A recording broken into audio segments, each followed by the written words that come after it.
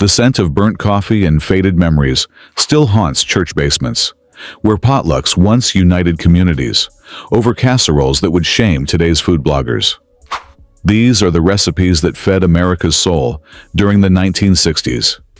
25 church recipes from the 1960s that have faded into history. Fried bologna pie. Nobody talks about fried bologna pie anymore. But in 1960s, church kitchens, it was the star of Sunday suppers. This wasn't just any bologna. Thick slices were scored in a crosshatch pattern, then fried until the edges curled up like little bowls. The magic happened when these crispy cups were layered in a pie crust with mashed potatoes, cheese, and sometimes scrambled eggs. The whole thing went into the oven until golden brown, creating a hearty meal that could feed a family of 8 for less than $2. Church ladies would make dozens of these pies for potluck dinners, and they'd disappear faster than gossip after Sunday service. The beauty of fried bologna pie was its simplicity. Ingredients any household could afford. Techniques any cook could master. Children would fight over the crispy bologna edges, while adults appreciated how it stretched expensive meat into something substantial. Today's artisanal charcuterie boards can't match the honest comfort this humble pie brought to working-class families gathering in fellowship halls across America. Hush Puppy Casserole. Southern churches knew how to turn simple cornmeal into something that made angels weep with joy. Hush Puppy Casserole took the beloved fried treat and transformed it into a baked dish that could feed the multitudes without standing over hot oil for hours. Cornmeal, mixed with buttermilk, eggs, and bits of onion created a thick batter that was poured over layers of cooked ground beef or leftover ham in a deep casserole dish. The result was something between cornbread and stuffing, with crispy edges and a tender middle that soaked up all the meat drippings. Church cooks would top it with cheese or drizzle honey over individual servings. This dish solved the problem of making hush puppies for large crowds, while creating something entirely new and delicious. The casserole could sit in warming ovens for hours without losing its appeal, making it perfect for those long church dinners where people lingered over coffee and conversation. Modern Southern cooking has largely forgotten this adaptation, but old-timers still remember when Hush Puppy Casserole was the highlight of church suppers. Raisin gravy. The mere mention of raisin gravy sends modern cooks running for the hills, but in 1960s church kitchens, it was considered pure genius. This sweet, savory sauce started with the drippings from Sunday's ham or bacon, creating a rich brown base that was thickened with flour and milk. The secret ingredient was plump raisins that had been soaked in warm water until they swelled like little flavor bombs ready to burst in your mouth.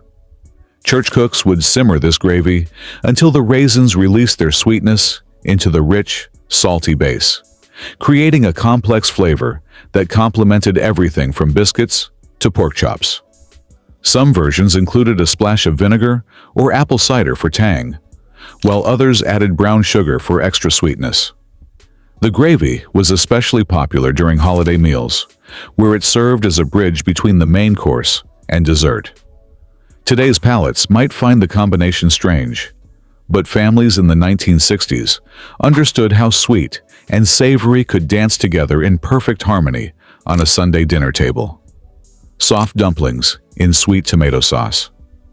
Long before Italian cuisine conquered American palates, church kitchens were creating their own version of comfort with soft dumplings floating in sweet tomato sauce.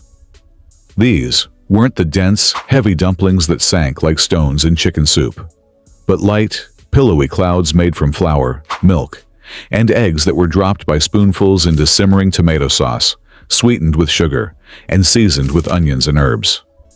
The dumplings would puff up as they cooked, absorbing the tomato flavors while maintaining their tender texture. Church cooks learned to make the sauce from scratch, using canned tomatoes that were seasoned with bay leaves, black pepper, and sometimes a touch of cinnamon for warmth. This dish was often served as a main course during meatless Fridays, or when budgets were tight, proving that simple ingredients could create something deeply satisfying. The sweet tomato sauce balanced the bland dumplings perfectly, creating a comfort food that warmed both body and soul during cold church basement dinners. Gooseberry cream dessert. Gooseberries were once as common as strawberries in American gardens, and church ladies knew exactly how to transform these tart little fruits into desserts that would make the congregation beg for seconds.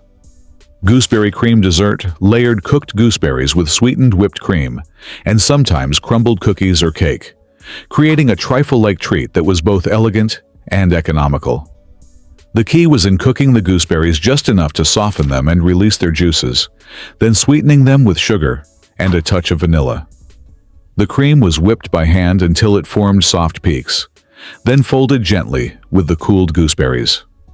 Some church cooks added gelatin to help the dessert set, while others preferred the loose, spoonable texture. This dessert was perfect for summer church picnics because it was refreshing and could be made in large batches. The tart gooseberries provided a welcome contrast to the rich church dinner fare, cleansing the palate and ending the meal on a bright note that kept people talking long after the last spoonful. Pickled pig's feet. The sight of pickled pig's feet in a church kitchen would horrify modern health inspectors.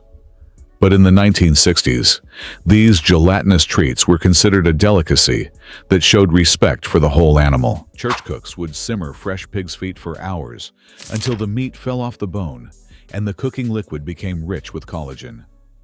The feet were then packed in jars with a vinegar solution, seasoned with bay leaves, peppercorns, and sometimes hot peppers. After weeks of pickling, the pig's feet developed a tender, almost melting texture and a tangy flavor that cut through their richness. They were served as appetizers at church dinners, often alongside crackers and cheese. The gelatin from the feet created a natural aspect that added richness to the pickle juice, which some people drank like a tonic. This dish represented the frugal mindset of church cooking, where nothing was wasted, and even the most humble ingredients could be transformed into something special. Modern squeamishness about organ meats and unusual cuts has relegated pickled pig's feet to the realm of forgotten foods. Rutabaga soufflé. Before root vegetables became trendy again, church kitchens were already turning humble rutabagas into elegant soufflés that would impress any dinner guest. This golden vegetable, often dismissed as cattle feed, was boiled until tender, then mashed and mixed with eggs, butter, and cream to create a light, airy dish that elevated the lowly rutabaga to new heights. The secret was in separating the eggs and whipping the whites until they formed stiff peaks, then folding them carefully into the rutabaga mixture to create maximum lift. Church cooks would bake the soufflé in buttered casserole dishes until it puffed up golden and proud, serving it immediately before it could deflate. The natural sweetness of the rutabaga shone through, enhanced by butter and cream, but not overwhelmed by heavy seasonings. This dish proved that church cooks could create restaurant-quality fare from ingredients that cost pennies. The soufflé was especially popular during fall harvest dinners, when rutabagas were plentiful and church gardens were bursting with fresh vegetables. Smothered cabbage. Smothered cabbage was the ultimate comfort food for church dinners, transforming a tough, inexpensive vegetable into something silky and rich that made people forget they were eating their vegetables. The dish started with bacon or ham fat rendered in a large skillet, followed by onions cooked until they were golden and sweet. Then came the cabbage, cut into thick wedges and nestled into the pan with a little water or broth. The magic happened when the lid went on and the cabbage was left to steam and braise in its own juices, slowly breaking down until it became meltingly tender. Church cooks would season it with salt, pepper, and sometimes a splash of vinegar for brightness. The result was cabbage that had absorbed all the smoky flavors from the rendered fat while maintaining just enough structure to be interesting. This dish could feed a crowd for almost nothing, making it perfect for church dinners where budgets were tight but expectations were high. The smell of smothered cabbage would fill the church basement, announcing that a real meal was about to be served. Cranberry chutney. Long before cranberry sauce came from a can, church kitchens were creating complex chutneys that made Thanksgiving dinner memorable. This wasn't the simple jellied cylinder that slides out of a can, but a chunky, spicy condiment that combined fresh cranberries with apples, onions, and exotic spices like ginger and cloves. The mixture was cooked slowly until the cranberries burst and released their tart juices, creating a sauce that was both sweet and tangy.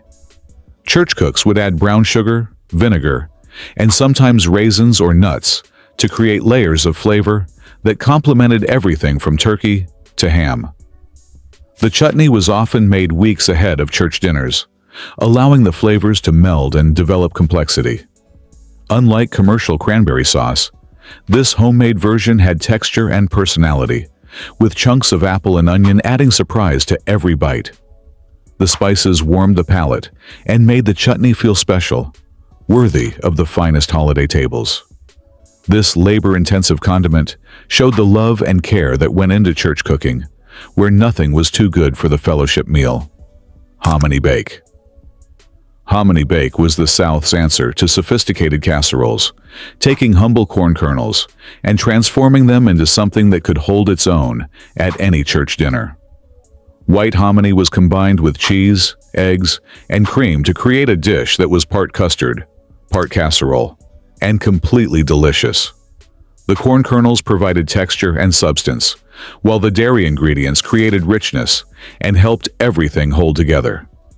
Church cooks would season the mixture with salt, pepper, and sometimes chopped jalapenos for heat, then bake it in buttered casserole dishes until it was golden brown and set. The top would develop a slight crust, while the inside remained creamy and tender. This dish was especially popular during winter church dinners, when fresh vegetables were scarce but hearty. Warming foods were needed. Hominy bake could stretch expensive ingredients like cheese and cream by bulking them up with inexpensive corn, making it perfect for feeding large crowds on limited budgets. The dish represented the creativity of church cooks, who could take simple ingredients and create something that felt both familiar and special. Beet relish. Beet relish was the church cook's secret weapon for adding color and flavor to any meal, transforming earthy beets into a bright, tangy condiment that made everything on the plate more interesting. Fresh beets were boiled until tender, then peeled and chopped into small pieces that were mixed with vinegar, sugar, and spices like cinnamon and cloves. The result was a deep red relish that added sweetness and acidity to rich church dinner fare. Church cooks would make gallons of beet relish during harvest season, when beets were plentiful and cheap. The relish was canned in mason jars, creating a pantry staple that could brighten winter meals with the taste of summer. The sweet-sour flavor complemented everything from roast beef to fried chicken, while the vibrant color made even simple dishes look festive. Some versions included onions or cabbage for extra crunch and complexity. This relish represented the preservation skills that church cooks possessed, turning seasonal abundance into year-round flavor. Modern reliance on store-bought condiments has largely replaced these homemade treasures, but old-timers remember when beet relish was as essential as salt and pepper. Gizzards and rice. Gizzards and rice was the ultimate example of church cooking's ability to transform humble ingredients into something deeply satisfying. Chicken gizzards, often discarded in modern cooking, were slow-cooked until they became tender and flavorful, then served over rice with a rich gravy made from the cooking liquid. The key was in the long, slow cooking process that broke down the tough muscle fibers and created a dish that was both economical and delicious. Church cooks would season the gizzards with onions, celery, and herbs, then simmer them for hours until they were fork tender. The cooking liquid became a rich broth that was thickened with flour to create a hearty gravy that soaked into the rice. This dish could feed a large family for very little money, making it perfect for church dinners where every dollar had to stretch. The gizzards provided protein and substance, while the rice made the meal filling and satisfying. This dish represented the frugal wisdom of church cooking, where nothing was wasted, and even the most humble ingredients could be transformed into something special that brought people together around the table. Rhubarb fool. Rhubarb fool was the church cook's answer to fancy desserts, creating something elegant and refreshing from ingredients that grew in every church member's backyard. This traditional English dessert combined tart rhubarb with sweetened whipped cream, creating layers of flavor and texture that ended church dinners on a perfect note. The rhubarb was cooked with sugar until it broke down into a chunky sauce, then cooled completely before being folded with cream whipped to soft peaks. The contrast between the tart rhubarb and sweet cream created a dessert that was both sophisticated and comforting. Church cooks would serve it in glass bowls to show off the pretty pink color, sometimes garnishing it with a cookie or a sprig of mint. The dessert was perfect for spring church dinners when rhubarb was at its peak and people were ready for something fresh after a winter of heavy foods. The fool could be made hours ahead of time, making it perfect for busy church cooks who needed desserts that wouldn't demand last-minute attention. This simple dessert proved that church cooking could be both practical and beautiful, creating memories that lasted long after the last spoonful. Pickled hard-boiled eggs. Pickled hard-boiled eggs were the church kitchen's answer to portable protein, creating a tangy snack that could sit on the church dinner table for hours without spoiling. Fresh eggs were boiled until the yolks were set but still creamy, then peeled and packed in jars with a vinegar solution seasoned with spices like mustard seed, peppercorns, and bay leaves. The eggs would pickle for days or weeks, developing a tangy flavor that cut through rich church dinner fare. Church cooks would make dozens of these eggs for potluck dinners, serving them as appetizers or side dishes alongside crackers and cheese. The pickling liquid turned the egg whites slightly translucent and gave them a firm, bouncy texture that was satisfying to bite into. Some versions included beets to turn the eggs a beautiful pink color, while others used turmeric for a golden hue. These eggs represented the preservation skills that church cooks possessed, turning perishable ingredients into something that could last for weeks. The tangy flavor and protein content made them perfect for church dinners, where people needed substantial food that could sit at room temperature safely. Cottage cheese loaf. Cottage cheese loaf was the church cook's version of a sophisticated protein dish, taking humble cottage cheese and transforming it into something that looked and tasted like it came from a fancy restaurant. The loaf combined cottage cheese with eggs, breadcrumbs, and seasonings, then baked it in a loaf pan until it was golden brown and set. The result was a protein-rich dish that could be sliced and served like meatloaf, but at a fraction of the cost. Church cooks would season the loaf with herbs like dill or parsley, sometimes adding chopped vegetables like onions or celery for extra flavor and texture. The cottage cheese provided a creamy richness that made the loaf moist and tender, while the eggs helped it hold together when sliced. This dish was perfect for church dinners where meat was expensive, but protein was needed to satisfy hungry congregations. The loaf could be made ahead of time and reheated, making it ideal for busy church cooks who needed dishes that could be prepared in advance.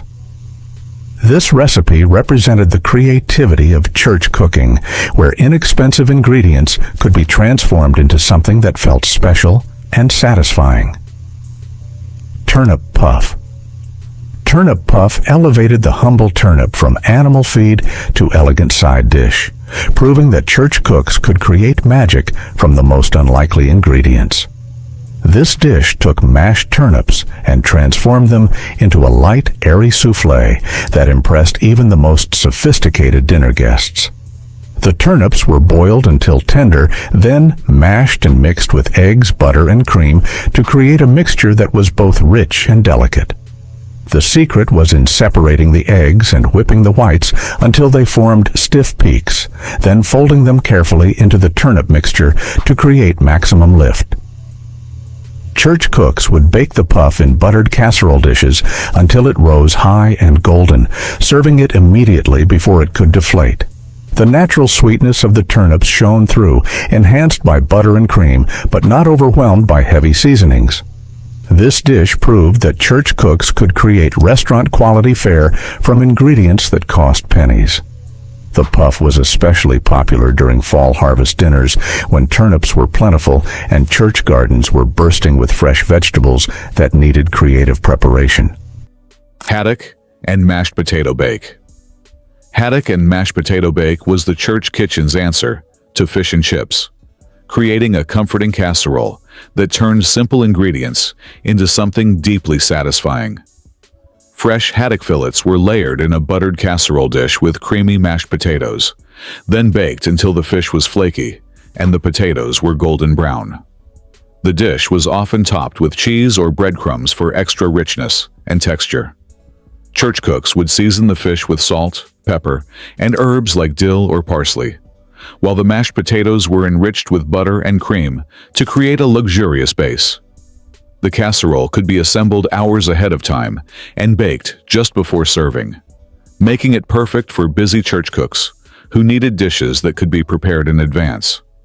The combination of flaky fish and creamy potatoes created a comfort food that satisfied both children and adults, while the affordable price of haddock made it accessible to church budgets.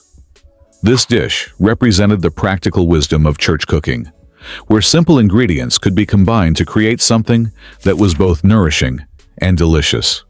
Liver and onions casserole.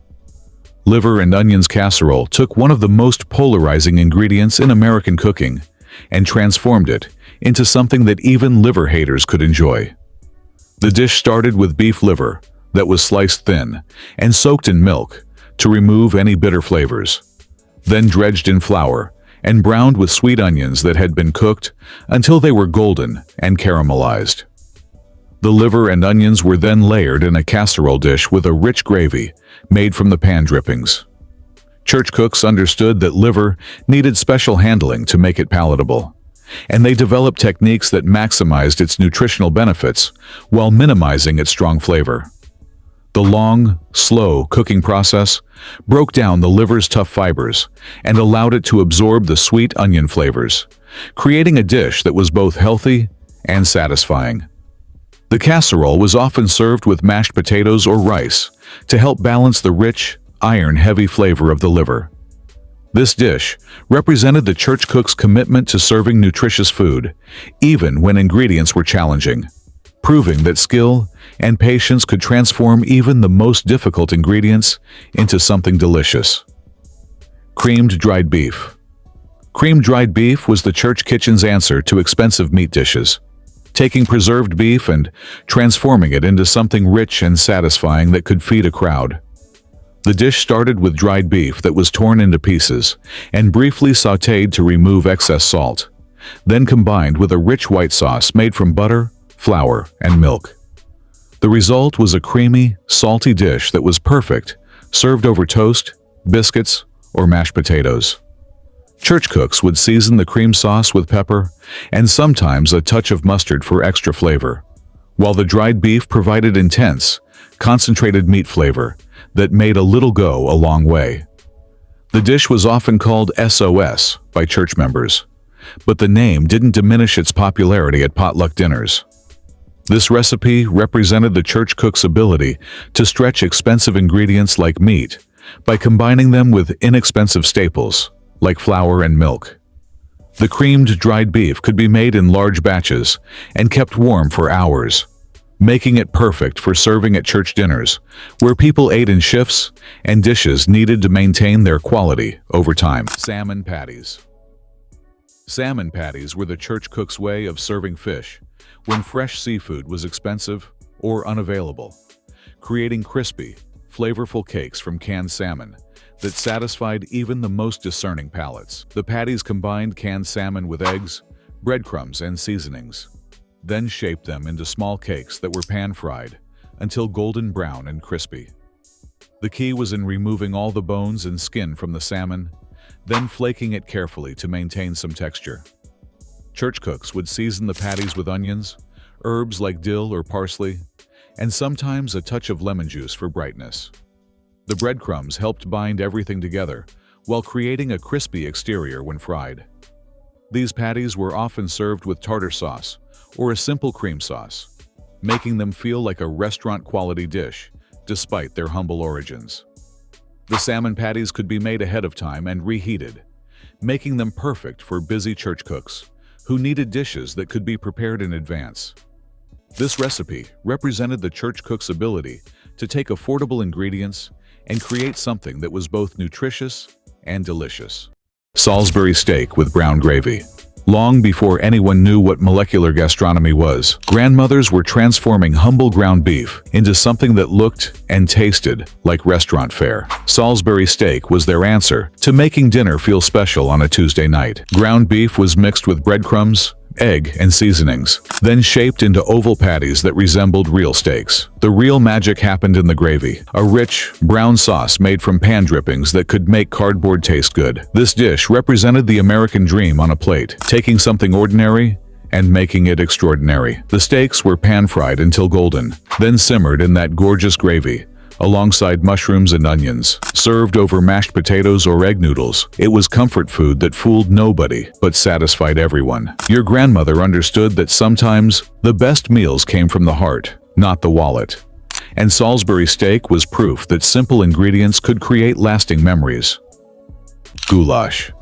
Every 1980s family had their own version of goulash, but they all started the same way, with a pound of ground beef hitting a hot pan on a Wednesday evening when mom was running late from work. This wasn't the elegant Hungarian paprikash that food magazines wrote about. This was American goulash, born from necessity and perfected through repetition. Elbow macaroni, ground beef, tomato sauce, and whatever vegetables were hiding in the crisper drawer came together in one pot, creating a meal that could feed 6 people for under $5. The beauty of goulash wasn't in its sophistication, it was in its reliability. Kids knew exactly what to expect when they heard that familiar sizzle from the kitchen. The pasta would be slightly overcooked, the way families liked it then, and the flavors would meld together into something greater than the sum of its parts. Leftover goulash somehow tasted even better the next day, the flavors having had time to get acquainted overnight in the refrigerator, waiting to be reheated in individual portions for whoever wandered into the kitchen first.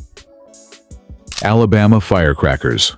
Down in Alabama, grandmas knew how to turn simple saltines into something that would make you slap your knee and holler. These weren't your ordinary crackers sitting next to soup. Alabama firecrackers were a weekend ritual, made with a secret blend of ranch seasoning, red pepper flakes, and whatever hot sauce was handy. Grandma would spread those crackers on her biggest cookie sheet, drizzle them with seasoned oil, and let them bake until they turned golden and addictive. The whole house would smell like a combination of comfort and danger. Kids would sneak them by the handful, and grown folks would hide them from each other. The beauty was in their simplicity, just crackers, oil, and spices, but somehow they tasted like pure Southern hospitality. Every family had their own twist on the recipe, passed down through generations of women who understood that sometimes the best food comes from the humblest ingredients. Porcupine meatballs. These weren't your ordinary meatballs. They were little spheres of ground beef and rice that got their name from the way the rice stuck out like quills after cooking. Your grandmother would mix ground beef with uncooked rice, onions, and seasonings, then roll them into balls and simmer them in a tomato-based sauce. As they cooked, the rice would absorb the flavors and stick out from the meatballs, creating their distinctive porcupine appearance. The genius of this dish was that it was a complete meal in one pot. The rice cooked right along with the meat, absorbing all the flavors of the sauce and the beef. The result was meatballs that were tender and flavorful, with a texture that was different from anything else on the table. Your grandmother would serve them over mashed potatoes or alongside vegetables, creating a hearty meal that was both familiar and exotic. These meatballs proved that sometimes the best dishes come from the most unexpected combinations. Stuffed bell peppers.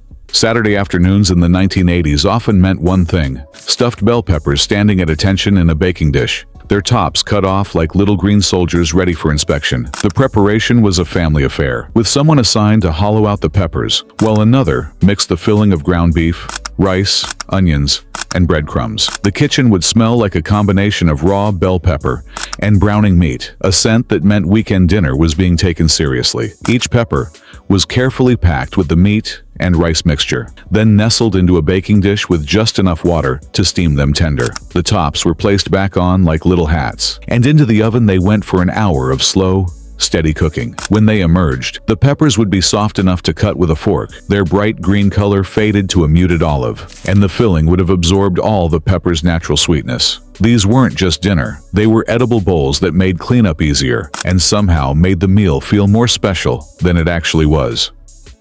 Boiled peanuts. Nothing says southern roadside culture like a steaming pot of boiled peanuts simmering on the back porch. Grandma would start these beauties early in the morning, knowing they needed hours of slow cooking to reach that perfect, soft, salty goodness. Fresh green peanuts would go into a big pot with enough salt water to make the ocean jealous. The smell would drift through the neighborhood, calling folks home from wherever they'd wandered. These weren't snacks, they were an experience. You'd crack them open with your teeth, slurp out the salty juice, then eat the tender nuts inside. Your fingers would get messy, your shirt might get stained, and nobody cared one bit. They were best shared on hot summer evenings, sitting on the porch swing, talking about everything and nothing. Store-bought versions never came close to Grandma's touch. She knew exactly when they were done, could tell by the sound they made when she stirred them. That's the kind of cooking wisdom you can't learn from a cookbook. Pork chops and sauerkraut. When your grandmother wanted to create something that tasted like it came from the old country, she'd make pork chops and sauerkraut, a dish that was both hearty and flavorful. Thick-cut pork chops would be browned until golden, then nestled into a bed of sauerkraut that had been seasoned with caraway seeds and sometimes a touch of brown sugar to balance the tartness. The whole thing would be baked slowly until the meat was tender and the sauerkraut had absorbed all those wonderful flavors. This was comfort food with a German twist, a meal that could warm you up on the coldest winter nights. The sauerkraut would become sweet and mellow during the long cooking process, while the pork chops stayed juicy and flavorful. Your grandmother might add sliced apples or onions for extra sweetness, or serve it with mashed potatoes and rye bread. This dish proved that simple ingredients from different cultures could come together to create something uniquely American. Oatmeal meatloaf. The 1980s brought creative solutions to stretching ground beef, and oatmeal meatloaf was perhaps the most ingenious. What started as a way to make meat go further became a beloved family tradition, with the oats adding a texture that was somehow both hearty and tender. The secret was in the soaking, letting the oats absorb milk or beef broth before mixing them with the meat, creating a binding agent that held everything together better than breadcrumbs ever could. Families developed their own special touches. Some added a packet of onion soup mix, others swore by a glaze made from ketchup and brown sugar. The meatloaf would bake slowly in a loaf pan, filling the house with the smell of herbs and caramelizing sugars. When it was done, it sliced cleanly and held together on the plate, accompanied by mashed potatoes and green beans. The next day's cold meatloaf sandwiches were often better than the original dinner, the flavors having settled into something almost elegant in their simplicity. Chicken and dumplings. This wasn't just dinner, it was therapy in a bowl, served steaming hot with enough love to heal whatever was troubling your soul. Grandma would start with a whole chicken, boiling it slow until the meat fell off the bones like it was tired of holding on. The broth that resulted was liquid gold, rich and deep with flavors that came from patience and know-how. Then came the dumplings, rolled out by hand on her flour-dusted counter, cut into irregular strips that looked homemade and proud of it. She'd drop them into that bubbling broth one by one, watching them puff up like little pillows of comfort. The kitchen would fill with steam, and the kind of aroma that made neighbors find excuses to stop by. This was Sunday dinner food, sick day medicine, and celebration feast all rolled into one. Every spoonful delivered tender chicken, silky dumplings, and broth that seemed to understand exactly what you needed. Modern versions with store-bought rotisserie chicken and pre-made dumplings miss the point entirely.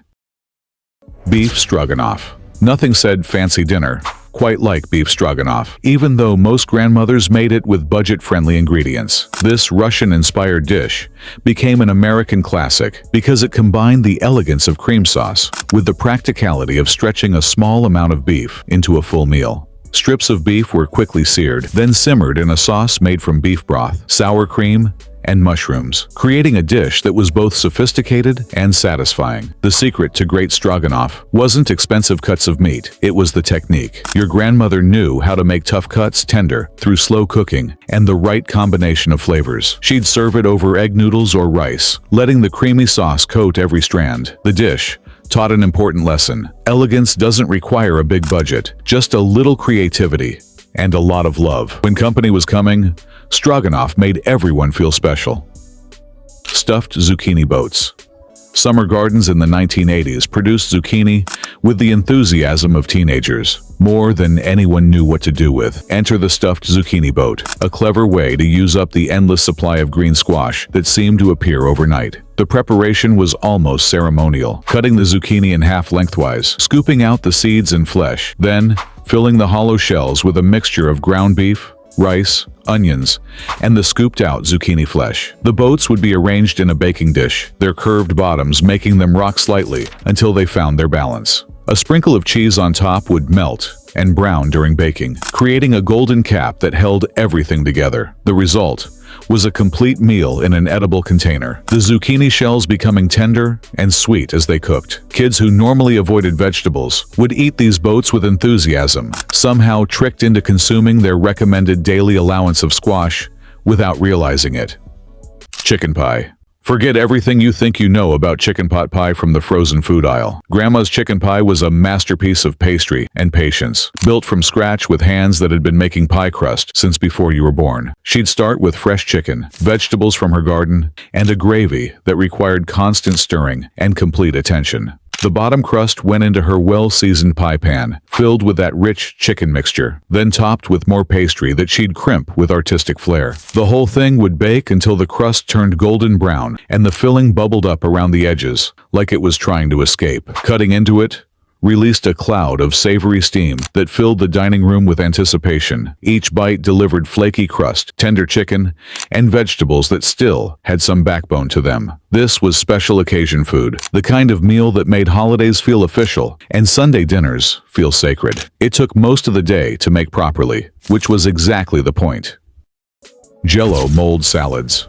The 1950s and 60s belonged to Jell-O, and your grandmother was the queen of the wiggly, colorful creations that graced every holiday table. These weren't just desserts. They were salads that could contain anything from shredded carrots and pineapple to cottage cheese and nuts. The lime green version with cottage cheese and pineapple was a particular favorite, offering a sweet and tangy combination that somehow made perfect sense at the time. Creating the perfect Jell-O mold was an art form that required patience and planning. Your grandmother would carefully layer different colored gelatins, suspend fruits and vegetables in perfect symmetry, and create stunning presentations that looked like edible rainbows. These dishes represented optimism and prosperity, the idea that food could be both nutritious and beautiful. While they might seem strange today, they were symbols of creativity and abundance that brought families together around the dinner table.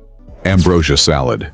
This wasn't really a salad in the traditional sense. It was more like a bowl of heaven, combining fruits, nuts, and marshmallows in a sweet, creamy mixture that was the star of every potluck dinner. Your grandmother's version typically included oranges, pineapple, coconut, marshmallows, and sometimes grapes or cherries, all held together with whipped cream or mayonnaise. The result was something that was part dessert, part side dish, and entirely delicious. The name ambrosia came from Greek mythology, where it was the food of the gods, and your grandmother's version certainly lived up to that reputation. The combination of textures, the juicy fruit, the chewy marshmallows, the crunchy nuts, created something that was exciting to eat. It was often served at holidays and special occasions, adding a touch of sweetness and celebration to the meal. Ambrosia salad represented abundance and joy, a dish that made everyone smile.